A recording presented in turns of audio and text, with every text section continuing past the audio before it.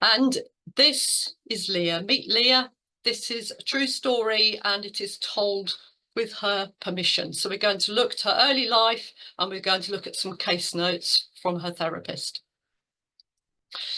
So meet Leah, here she is. And as a little girl, she was naturally very tenacious, spirited. She was clearly intelligent. As she grew older, it became clear she was a deep thinker. She grew up to excel in the arts subjects and she was particularly kind and empathetic. But she also had a very analytical brain, was very creative and very passionate and focused when she was passionate about something. And she was very adventurous as a little girl and always loved being outdoors.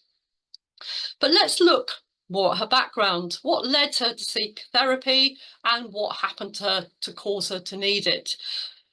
Well, from a distance, you would say she had a good childhood, a comfortably off family, good education, varied career, clearly talented, and notably she'd flourished in certain aspects of her working life, especially when she was working for herself.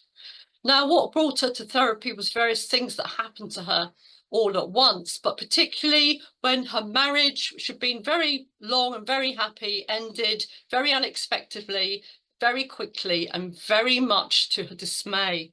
And she actually said to me, I shall quote here with her permission, I felt subsumed by many rivers of trauma all cascading in on me at the same time, and I just couldn't work out what was going on inside. And I was struggling to keep my head above water.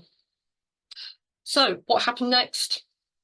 She realised she needs help and she worked with a therapist, and that firstly helped her to understand how her mind works and why she was experiencing what she was experiencing. And she then examined, with help, she examined her parents' relationships, especially her relationship with her father. And as she did this, she started to understand how his behaviour had affected her.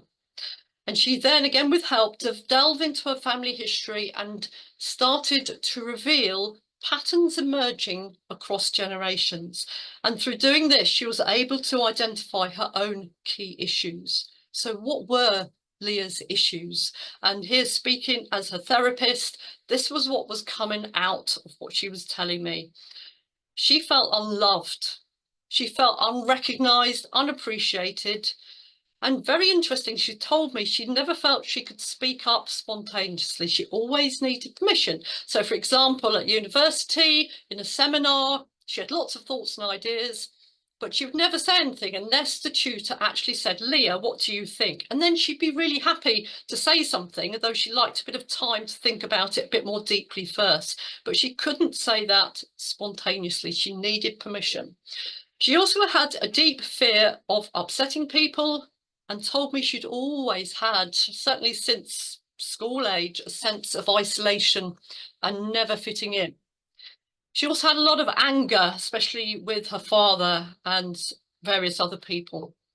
Now, as a therapist, you often wish you had a time machine. You could go back and tell your client things that really would have helped them at an earlier stage in their lives. And this was the case with Leah. If only she had known or been told that she was neurodiverse and got the support she needed, life could have been a lot easier for her. She's also what we call a highly sensitive person, an HSP. And HSPs are much more acutely aware of their environment. So they're not all the same. Some people, for example, are particularly vulnerable to sensory overload, but for some people it's noise.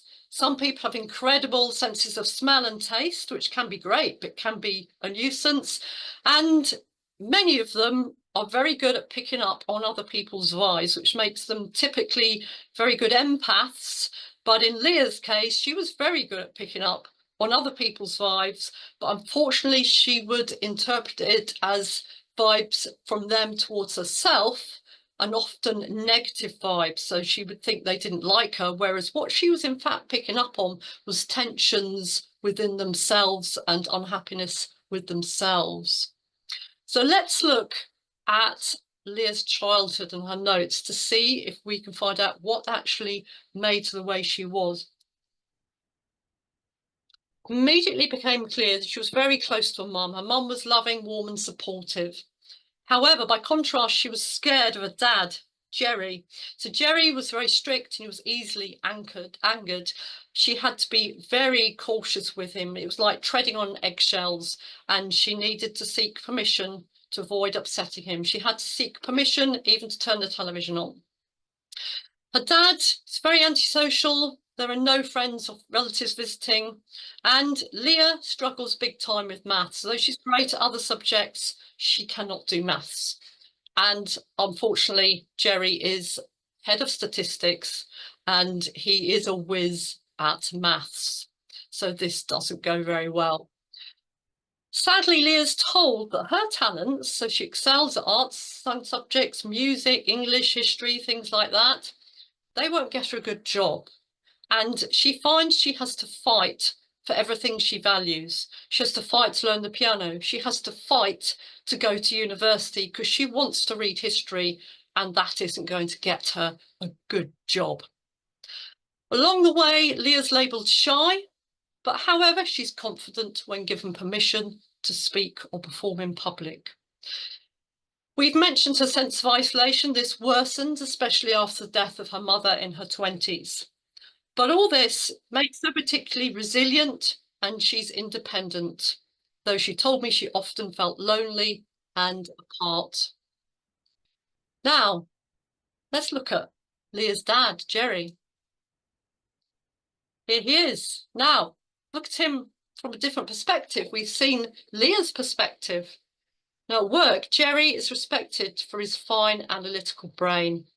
And at home, by contrast, he's noted to be sensitive to noise and he struggles with anger. He finds order in the house helps keep him calm. And Jerry wants Leah to be financially secure because he really loves her and that's important to him. He can't see that her natural talents will help her. And he tries to help her with her maths because that's important, but he finds he quickly becomes angry when she doesn't understand. He can be sociable in small bursts, but not for too long. And he's determined that Leah will learn to be self-sufficient. And unfortunately, this comes across as unsupportive.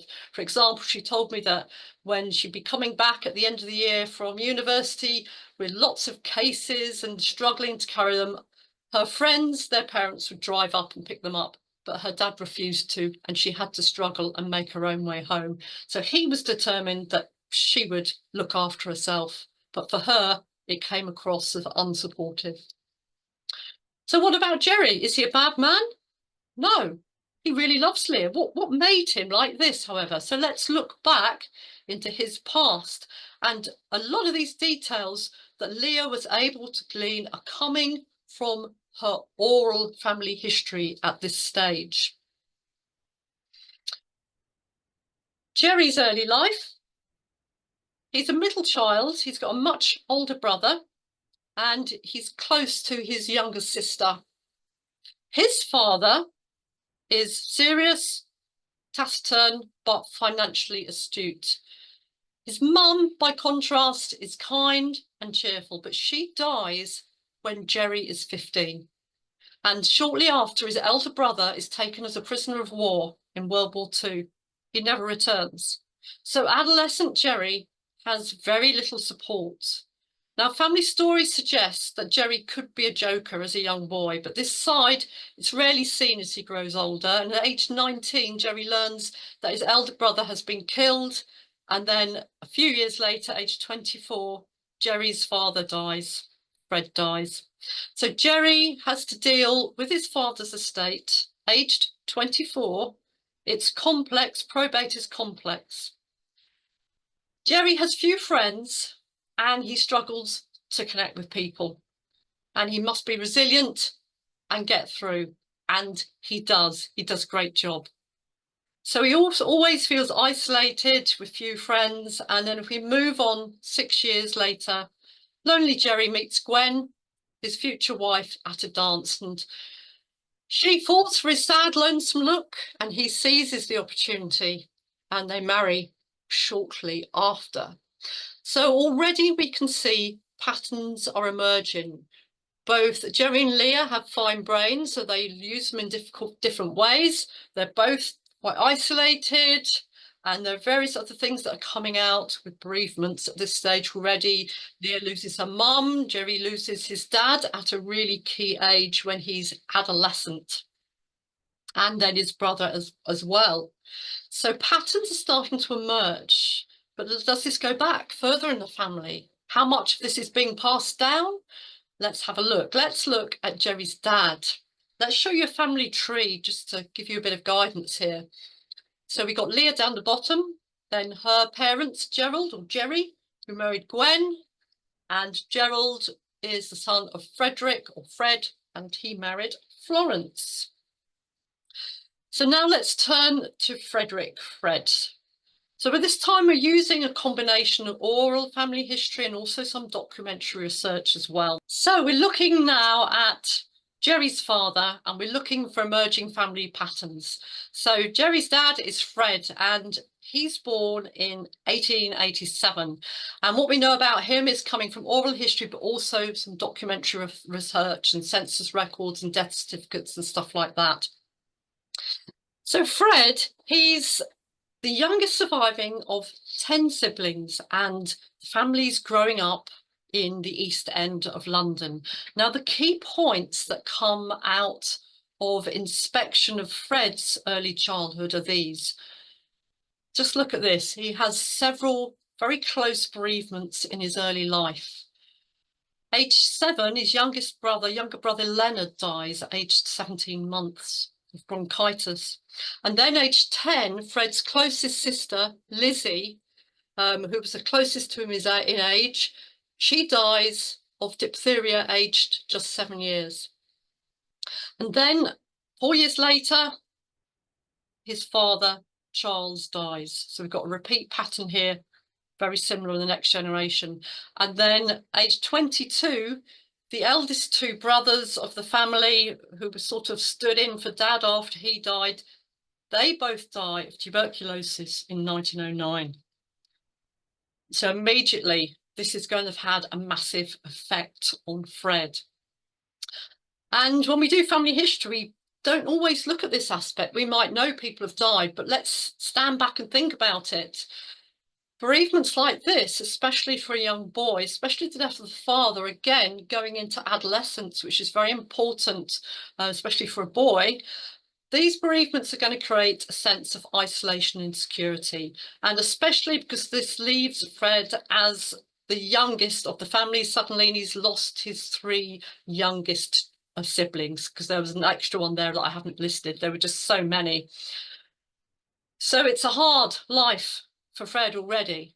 But what's clear from family history documents and records and papers he left behind, Leah told me, is that he had a fine analytical brain, and he's very financially astute, and he's resilient, and he does very well for his family, and he invests in the stock exchange, and he betters his family, and he moves them out of the East End.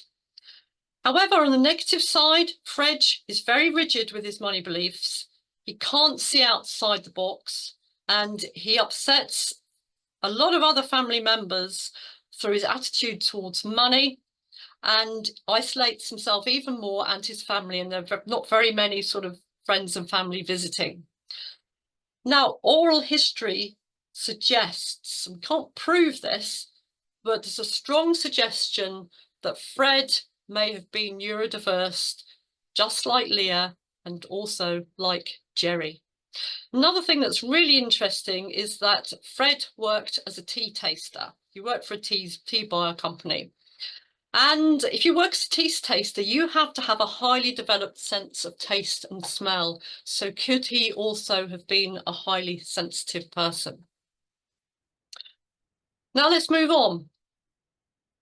Leah then decided she was going to dig further into the family history, and using family history records, she was able to extend the family tree back to the mid-18th century, which told her a lot more. Now, we haven't got time to go back to the mid-18th century tonight, but we're going to look at a significant portion of this tree. So here's an extended tree this time. We see Fred's father, Charles, born 1850, marries Emily, and he was the son of William, born 1814, who married Elizabeth. So what do we know about Fred's dad, Charles? And this is using family history research. The family on that line, they're descended from generations of business entrepreneurs and farmers who are financially very secure. And they've got fingers in every sort of pie, and they're trying to expand their business and trying new things out. So they're clearly really into business and enjoying it. And generally speaking, they do well for themselves. But if we look particularly at Charles, his father, William, dies when Charles is just 7 years old. His mother, Elizabeth's left with 5 young children, and she steps in and takes over the family grocer's business. From what we can see, she does okay. But at some point, all three of her 4 sons, she has 1 daughter as well, 3 of her sons move from the sticks, they lived in rural Warwickshire, down to London. And this generation, so the next generation, they're working as clerks, managers, or assistants. They're no longer business owners, they're employees. So we sort of lost that middle class entrepreneurial status. Now, 2 of Elizabeth's sons, so 2 of Charles's brothers, struggle with their mental health. And 1 actually takes his own life. And it's noticeable, at one point, the mum, Elizabeth, she moves the grocer's business from the rural sticks up to Birmingham. And she chooses the middle son, Thomas, to go with her and work as the assistant. And he was the one that later took his own life. So one wonders if he was always struggling with it at that point. The youngest son, Henry, he goes to prison for theft. He goes to Pentonville prison, and he later dies of an alcohol-related disease. Likely he was also struggling with his mental health. So what do we see here? Well, the family fortunes from being these middle-class entrepreneurs, they've taken a dive, and it looks like the well-being and the mental health has taken a dive too, with the premature death of William. Elizabeth appears to be resilient, another theme that's coming through, but without a doubt, if you've got 5 children and you're running a business, she's going to have had far less time for her children, which will quite understandably, almost certainly, have had a knock-on effect on their upbringing. So what are the emerging patterns and some mindsets coming out here? We've got several of them, and Leah notices primarily these ones. First of all, there's a money mindset. And the money mindset is ultra focused on money, but for different reasons. So originally, this is an entrepreneurial streak, but later it becomes heightened by financial insecurity. There's other repeat patterns in all these generations we've looked at today. There's the premature parental bereavements. Charles, Fred and Jerry at key periods of their life as well. And also several crucial sibling bereavements as well, experienced by both Fred and Jerry. And these all together add to the insecurity, the lack of support and the isolation. And we've also got mental health issues starting to arise as the result of the bereavements and lack of support. Now, William's children, they lack support, at least 2 suffer mental health issues with dire results. That the next generation, Fred, experiences multiple bereavements and the family struggles after his father's early death. And this adds to Fred's naturally taciturn nature and his inability to support his son Jerry emotionally after the death of his mum. So Jerry, who is Leah's dad, remember, has inherited the money mindset from his dad. And added to this, we must set it in its historical context, which is the stereotypical male mindset of this era of not expressing emotions. So let's go back to Leah. What she learned from all this? What did she learn from studying both her own mind and her roots? Well, she understands now this money mindset and where it came from, how it evolved, because she struggled with her dad's opinion of money and how it affected her and how he only cared about that. It helps her understand his preoccupation with money to the detriment of all things. She now realises it was his way of caring for her. She also can see that neurodiversity, very certainly with her father, quite probably with her grandfather and possibly further back, though we can't prove it, runs in the family. So Leah, Jerry, and probably Fred. And this helps explain her father's inability to control his temper, his overfocus on money, because he was very focused, very neurodiverse and being focused on particular things, and his inability to see things in a different way.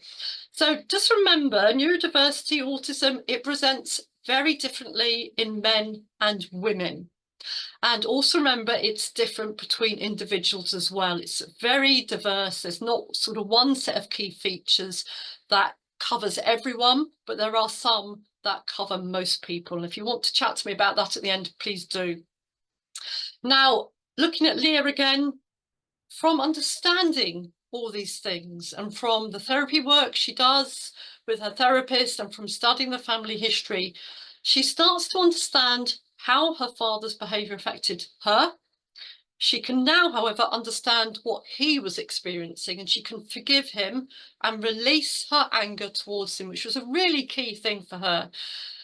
And importantly too, she's no longer subconsciously seeking his approval, which she had been doing for many, many years, and that even went over into other relationships. Knowing that her dad and probably her granddad were neurodiverse like her, she suddenly starts to feel less alone. But the key thing here for her, she said, it just now makes sense and I understand. And she sent me a little quote in which reads like this: I now know that Dad did love me and he was very proud of me, but he was looking at life through his lens, one crafted by his own experiences and that of our ancestors. And he showed me his love by making sure I was financially secure and self-sufficient. And he deliberately did not mollycoddle me. Now, he couldn't express his love through words of support or in a tactile way like my mum did, but his love was there all the same. It's been a massive thing learning about my family history in connection with myself and understanding about my particular neurodiversity and that it runs in our family. I'm rather proud of it in some ways, and at last, everything makes sense and I feel much more at peace with myself. So the important thing here is that Leah's learning from the negatives, but very importantly, she can now note the positives. She can understand how her DNA has affected her, her wiring, her neurodiversity. And because she understands, she can now work to improve her relationships with others. Leah can also now focus on the positives, the wonderful love from both her parents. She knows her dad was proud of her too, and this increases her self-confidence. Even though he died many years ago, it still has an effect knowing that, and it's a positive effect. She can also understand why she's different, it makes sense, and she recognises the gifts that her neurodiversity brings. She even tells me that she's on her way to conquering her fear of upsetting people, although there's a little bit more work to do there, she says. Now, I'd like you to meet Leah today. In case you hadn't guessed, it is me. And now I work as both therapist and genealogist, helping others who are simply curious about their past, but also those who are really struggling with emotional and mental health issues. And it's for those people, the work that I do is life-changing. And there is something I want to stress here. This isn't a blame game, we're reframing things here. Exploring our heritage and patterns which emerge from that study is going to help us understand, and then most importantly, enable us to reframe things so that we can potentially make changes. We're not going to start blaming our genes and our ancestors or our upbringing for the way we are or the way we feel, because that is not the way forward. Because if we do that, we risk becoming a victim and seeing ourselves as a victim. So ultimately, it's in the power of each of us to identify and make any changes we feel we need with help, if necessary. But for a lot of us, there will be nothing major we need to change, and this will be done simply from a matter of curiosity and interest in ourselves. But going back to the more serious angle and my work as a therapist for a moment, interestingly, comparing that case study with what I see in my clients most frequently, the symptoms I see most frequently in clients include feeling unloved, not fitting in, low self-esteem, over-anxious, overthinking, oversensitivity, and in all cases, working with clients to understand firstly how their minds work, but then what I nearly always end up doing is talking to them about their family, their parents, their grandparents, and the wider family members. It's using those two things in tandem, which leads them to understand and then enables them to make the changes that they want. And it really does speed up the process.